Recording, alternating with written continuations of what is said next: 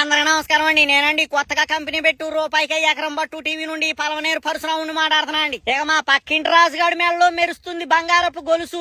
ఈ రోజు మనం డిస్కస్ చేద్దాం కూటమి ప్రభుత్వంపై ఎలా ఉందో ఆంధ్రుల పలుసు. ఇక 10వ తరగతి పరీక్షల్లో అద్భుతమైన రిజల్ట్స్ వచ్చాయంటూ పచ్చ మీడియా చెప్పే ప్రవచనాలు.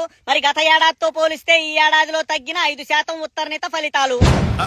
అంటే అది ఇక ఉపాధి నేతల్ని కూలీలంటూ సంబోధించడం నచ్చలేదంట మన పవర్ రేంజర్ అన్నకి. మరి అంతే ప్రేమతో ఆ ఉపాధి నేస్తం పథకం కింద రావాల్సిన 3000 వేతనం సకాలంలో అందించి అండగా నించోవచ్చు కదా వాళ్ళకి. అది కూడా కరెక్ట్ కదా సార్. ఇక ఆనాడు సీజ్ ద సిప్ అంటూ పెద్ద పెద్దోళ్ళంతా చేశారు పొలిటికల్ డ్రామాలు. ఇక ఈనాడు వేలకు వేల టన్నుల రేషన్ బియ్యం ఎగుమతులకి ఓ కీలక మంత్రి వియ్యంకుడి మంతనాలు.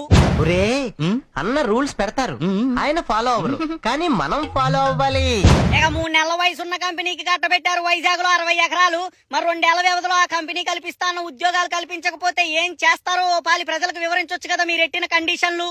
ఎన్నికల ముందు బాబోర్ వస్తే కంపెనీల మీద కంపెనీలు వస్తాయంటూ ఇచ్చారు ఎలివేషన్స్. ఇక ఆయన పదవిలోకి వచ్చి ప్రవేశపెట్టే పాలసీలు చూశాక నిరాశపరిచాయి ఆయన మీద మాకున్న ఎక్స్పెక్టేషన్స్. వేసేసాడు, బాగా వేసేసాడు.